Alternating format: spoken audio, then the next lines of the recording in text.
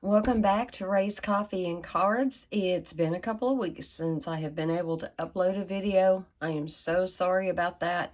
But I actually had to take a little bit of time off for Thanksgiving celebration with family and friends, and just trying to get back into the groove because pretty soon Christmas is on top of us. Today's video, we're not actually going to make a whole card. There's going to be a new technique that I just learned yesterday. I've never seen this done before, and I wanted to share it with you. The supplies that I had to recreate this technique was not the best. But nevertheless, I persevered. I did make a sample card, and I am going to show you the technique. Before we get started on that, most of you are aware that we are currently in a last chance product sale as the mini catalog is fixing to phase out. You know, before you know it, it's going to be the end of December. And during this month, those of you who purchase from me will be receiving your catalog, your new mini catalog, and your new celebration that will launch January 4th. But you will get your catalogs this month so that you will be able to have a sneak peek of the wonderful offerings that they have for us. And it's already getting time to put all of the holiday things to bed. If you haven't been to my online store to see what is currently on sale and what is on the clearance rack, I highly recommend you do so. I had not been to the clearance rack in a few days, and I got on there this morning and I found a real treasure, and I was so impressed and surprised that it hadn't actually sold out yet. So one of the items, and it hasn't been in our annual catalog this past year, they retired the Champagne Mist, the Shimmer Mist Paint. We currently are only still offering the Frost White. Let me tell you guys, this stuff is beautiful, and it's actually my favorite for using during the year, and I will show you how I have used this here in just a little bit. Yes, the bottle looks pretty small, but it goes a long, long way. Just a very little bit is all you need. I have used on this bottle for a couple of years now, and as you can tell, it is still over half full. Nevertheless, I have 4 more bottles coming. Now, this is not technically a Stampin' Up! Product. It is actually made by this company, and I don't know how to pronounce that. They also make inks and various other things for card makers and crafters. I ran across this the other day. I want to say it was on Amazon.com, but don't quote me on that. But I'm pretty sure I ran across it there. I do remember doing a search for this because I knew I wanted to get more for when my bottle got empty, and lo and behold, there it was on the clearance page, and whoo-hoo, I loved it. One of the other things I wanted to show you, and this is not a Stampin' Up! Product, guys. I got these from Tailored Expressions, and they are called pickup stickers, okay? Let me show you what they are for, and I haven't applied mine yet. There were 2 different color schemes, and the color scheme that I ordered is called the Teal Package. Okay, let me slide these out so that you can see these. They're just so stinking cute. And you'll see that they have this little white area right in the middle of the stickers. Well, they're called pickup stickers for the bar magnets. So if you have a Stamparatus and you have the bar magnets, and if you have been fighting to keep washi tape or anything else adhered, right now the washi tape I've got on mine, this is pretty thick, heavy duty stuff, and this is going to hold up for a while, but I knew it wouldn't hold up forever, and so these were very inexpensive. and what this line is for. So it's a sticker. You would peel this side off to expose the adhesive, and you would simply take this and line that white part up with the side of the magnet and bring it around, and it would fold perfectly together. Isn't that nifty? But yes, I got those from Tailored Expressions, and I thought, oh, this is awesome. They are really thick. They're really thick. So I'm anxious to try them out when the washi tape that I have on my magnets is no more. You know, we have such a wonderful crafting community. Stampin' Up! Goes above and beyond in providing us some tools. But we all know no one company can do everything, right? Okay. When I started this video, you saw this paper towel laying here, and there was a reason for that. And then I turned around and I lied and I said I would show you later. But going back to the champagne mist. So Stampin' Up! Sells these misters, and they are wonderful. You can use them with a variety of things. You can use them with water. You can use them with alcohol. I want to say you get 3 in a pack. I could be wrong about that. I should have thought to look in the catalog first. I did not. But these are wonderful. They actually do produce a very, very fine mist. And I've got one with the champagne mist mixed up in it. And I don't even remember, it's been a while, if I put alcohol or water. Either way will work. I have one mister that does have just water, and I have one mister that has just alcohol in it, depending on what I'm doing and what effect I'm going for. But this is wonderful, and I wanted you to see the champagne mist and just what it looks like. I normally will squat down and do this on the floor over a paper towel, or I'll put it into an oblong container and do my spraying. But let me see if I can just spray this. And of course, yes, on regular cardstock, it's immediately going to wet it and it's going to start curling up. And it's not dry. Oh, it's alcohol. I smell it. Okay. I don't know how close I can get this without blurring it. And if you can see that shimmer, it is still wet. And you can see, because I was trying to be so careful, I got it kind of heavier on one spot than another.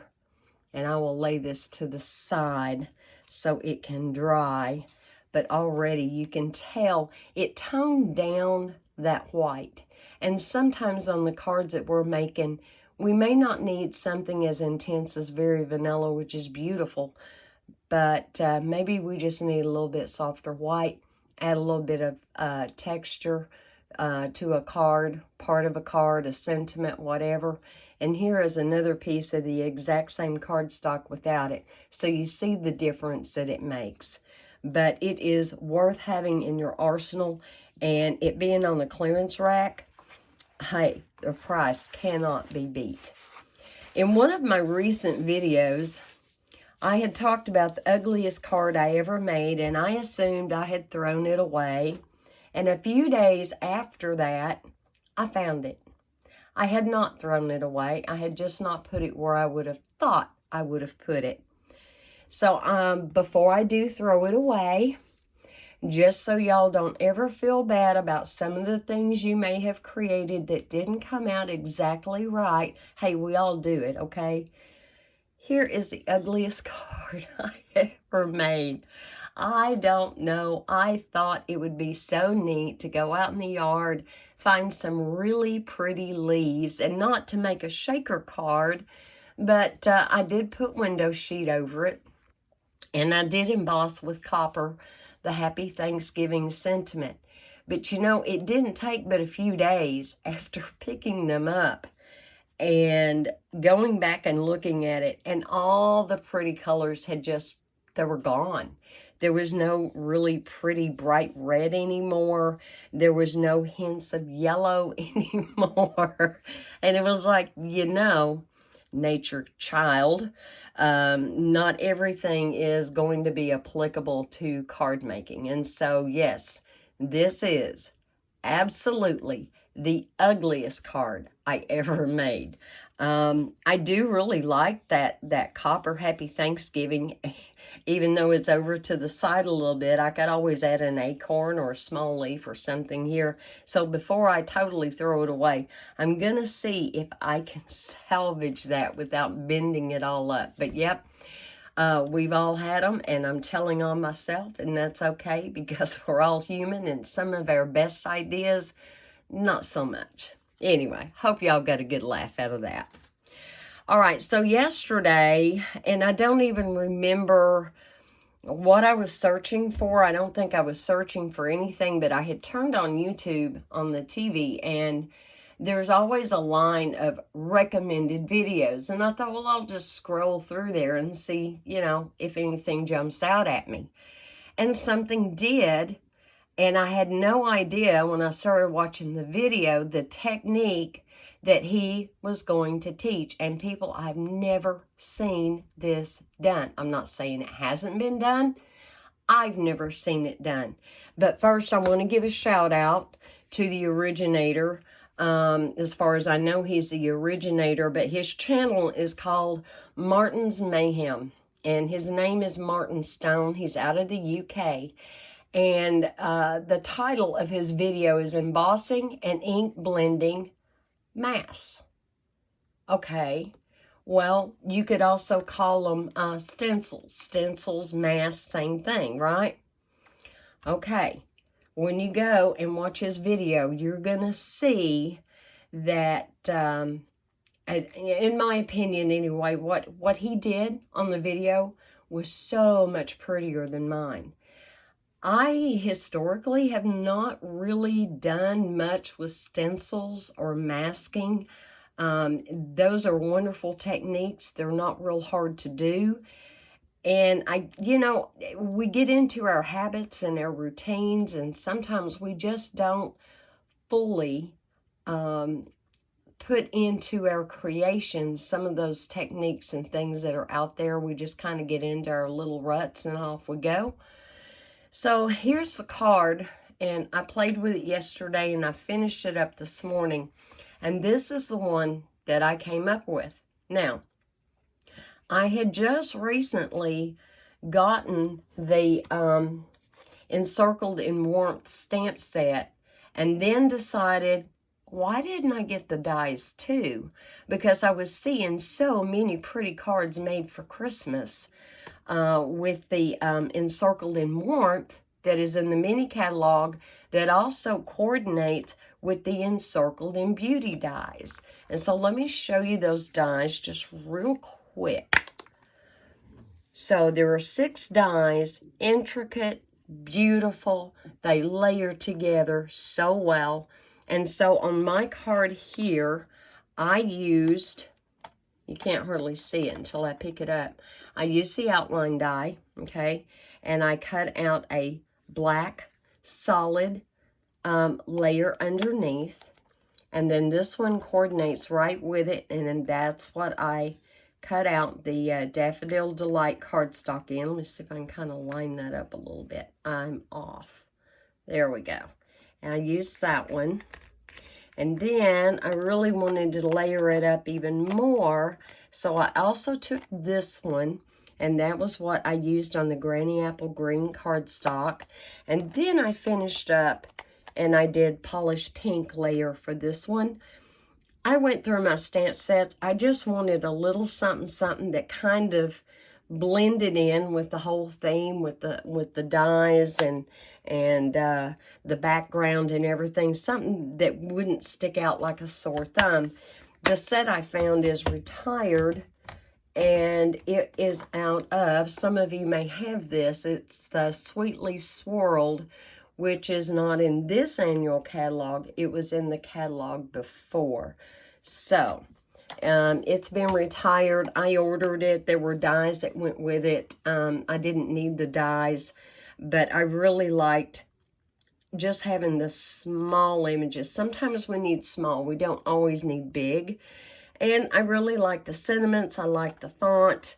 And I even like the little scribbles because, you know, sometimes maybe our sentiment and our background for the sentiment can maybe not perfectly match. So here's a good example. So like the Happy Thanksgiving. In order to get all of this on there, and yet I oversized it and I didn't have to, but it just seemed to kind of fit the whole design of the card.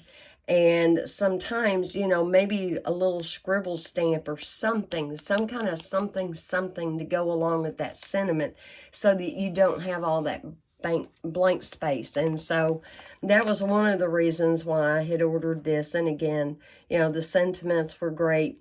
And I hate that it's retired. But once again, it always goes back to you use what you have, right? And then the sentiments that I used on this card, and let me see if I can show you. See, this one was sprayed with that shimmer paint. If I can tilt this just right, maybe you can see that. And I actually die cut. This is from the Scallop and Contour dies, and I die cut it twice and glued it together for a little extra heft. But I don't know if you can see that, but in person, it is such an elegant touch. It really is. But the sentiments came from, also retired, here's a card, okay? And sometimes it's so easy to overlook the stamp sets that don't have images and things with them. They're just, you know, different sayings. But this was one that I knew that I would probably use over and over, and I have. I've used it over and over, and I will use it for some time to come. It's not going to leave my collection.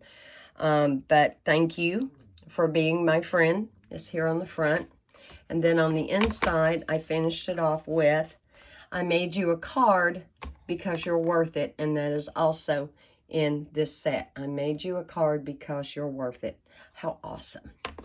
And let me tell you, yes, we have Christmas coming up. Our Christmas cards should be done. Yours truly does not quite have all of hers done yet. And normally I do not run this late or this far behind. But for some reason this year, I'm running this late and this far behind.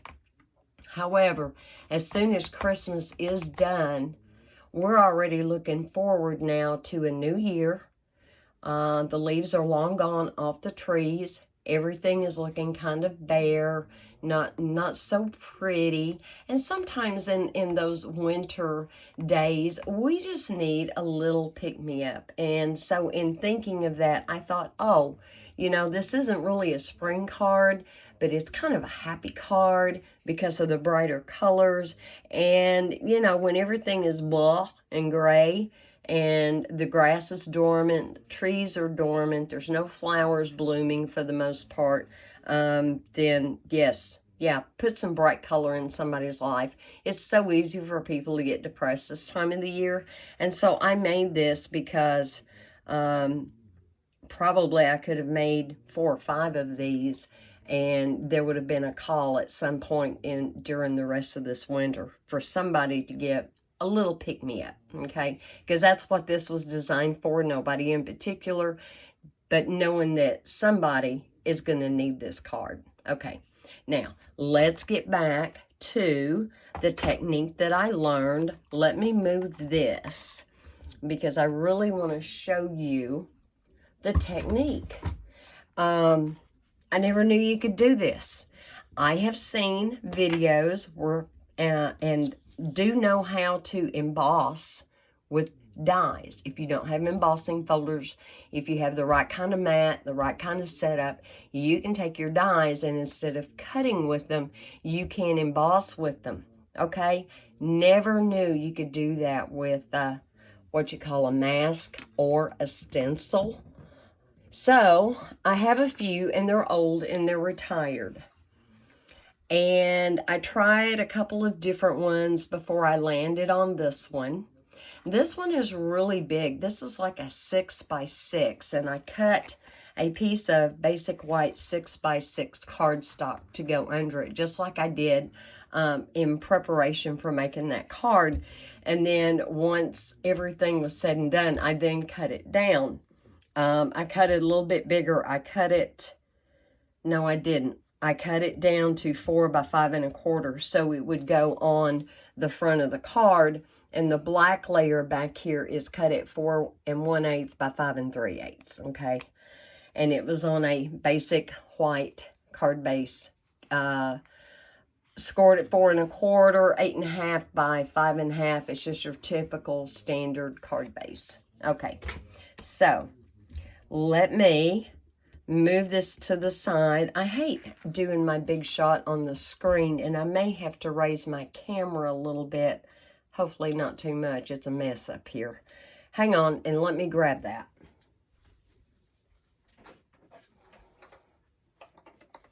Okay. Maybe this is not too close. We'll see. All right, so you start out with your regular platform, your number 1, the thick one, okay? You're always going to have this one down. But you won't use your thin die adapter. And then you're going to put in a number 3 cutting plate on your next layer. And can you guess what's coming next? Because I sure couldn't. Look, our silicone mat, or what we call our glue mat.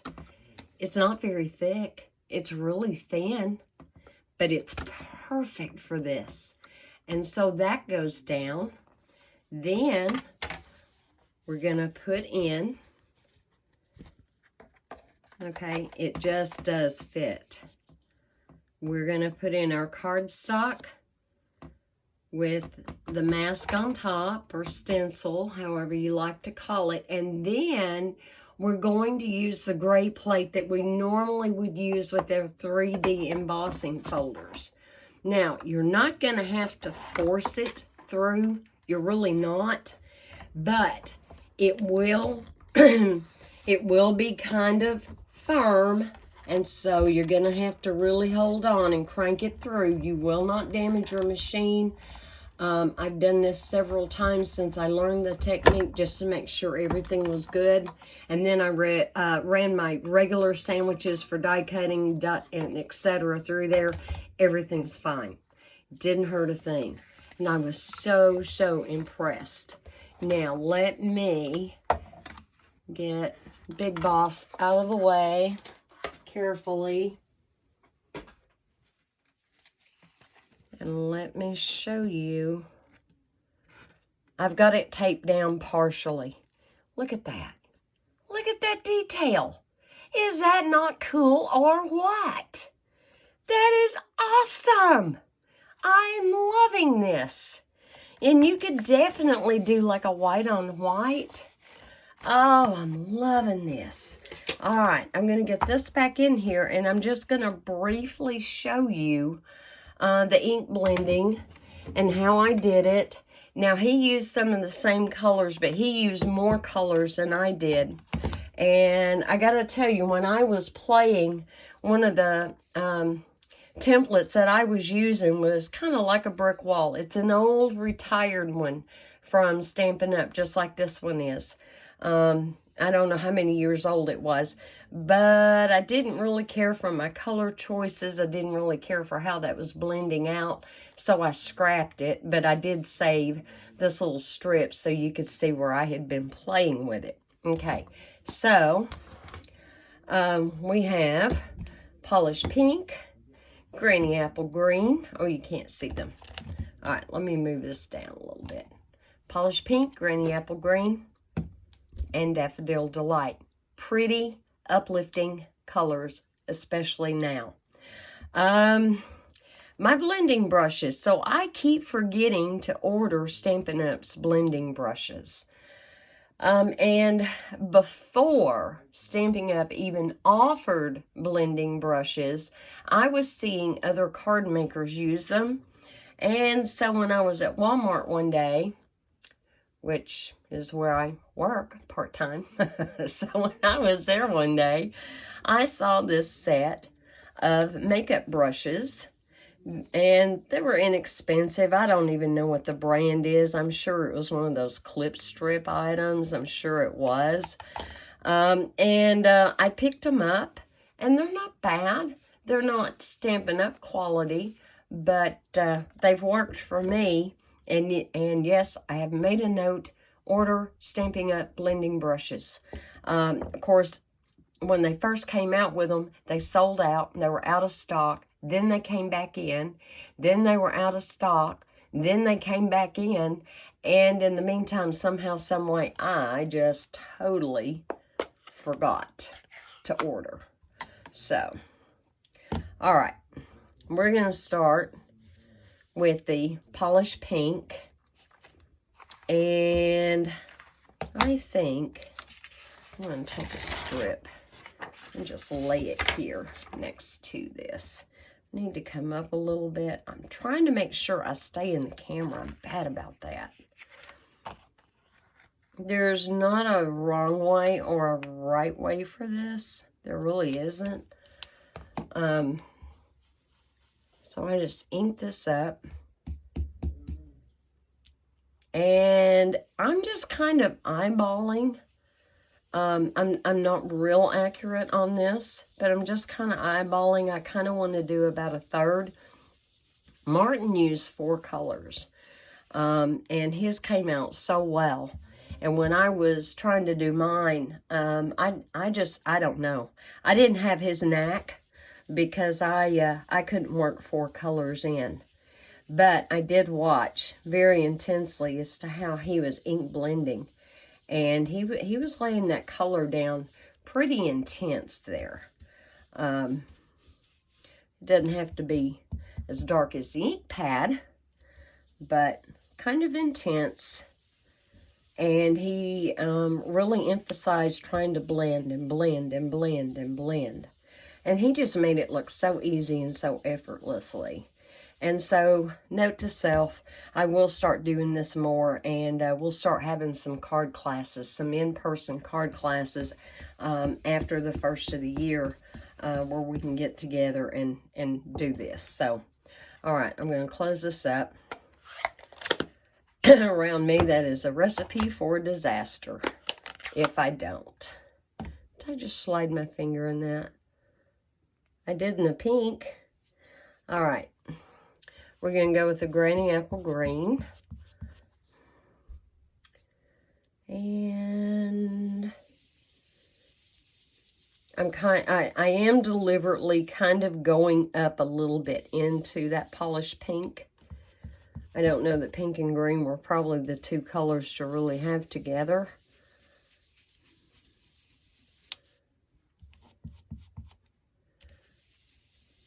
I need that a little darker, a little darker. See, it looks to me like I put in a whole lot more of the polished pink and have not left myself a whole lot of room for the Granny Apple Green. I kind of feel like that's what I did on the card that I made too, but we're going to continue on. All right. That looks pretty good, I think. Could have a little bit more here and there. You know, it's easy to go back and add more, but if you put down too much, ruh-roh. All right. Let's get out the Daffodil Delight. Let's try to get this blended in. Whoa. I really should have knocked that off over there. Oh, heavens. That's intense. What was I just saying? It's always easier to add more than it is to take off too much. Oh, my heavens. Oh, I hope everyone had an amazing Thanksgiving. Whether you were able to go and visit family or family came and visited you, or maybe none of that even happened. Nevertheless, I hope you did feel blessed. And I hope you were grateful and thankful for all that you have in your life, because God is truly amazing. And He loves us. He never stops loving us. And we truly have a lot to be thankful for. We do. All right, time for the big reveal. Let me see if I can get this started. I did find, now this green tape that I got from scrapbook.com, this temporary tape, I've never had it rip my cardstock, ever, ever, ever. However, there was something about running it through with all that pressure that it did tend to want to tear the cardstock. I mean, it did. I've never had it do that except for this technique. So, some really cheap washi tape might be the ticket, but honestly, I just didn't let that bother me because I knew I was going to cut it down. So let's go ahead and take this off, and I'll show you what we have. Look at that. Isn't that pretty? Isn't that beautiful? Now, here is something that you can do or not do. Martin did on his video, and I decided I would on my card. I actually did take the residue off of my brush, and I filled in the white where the polished pink was with the pink that was left on the brush. Ditto for the granny apple green and the daffodil delight. And you don't have to. You would actually have a brighter background by not doing that. But if you want to do that, just simply take your brush. This is the one I use for the polished pink. And you're going to have just enough on there. Just enough to lightly fill that in and take away that stark white. And if you have to go back into your ink pad and get a little bit more, oh, you certainly can. Just be sure you tap off any of the excess there. And then here's my green. Here's my granny apple green. There is some residue left on there. And just lightly, just enough to tone that stark white down if you don't want it stark white. It just depends on how you want to do your card. You do you. I could see leaving that stark white, and that would be beautiful as well. I could see spraying the whole thing with the shimmer paint, be it the frost white or the champagne that is on the clearance rack. Man, I hope y'all pick one up. I think it was like $3.60, and that bottle will just last you forever. I didn't tell you. So when you go to use your shimmer paint, frost white, champagne, whichever, you actually will fill it up pretty full with your alcohol or your water, and it just takes a few drops. Like there's just a few drops in there. And you do have to shake it up really well every time before you go to use it. It will settle to the bottom after it sits there a while. But you just shake it up.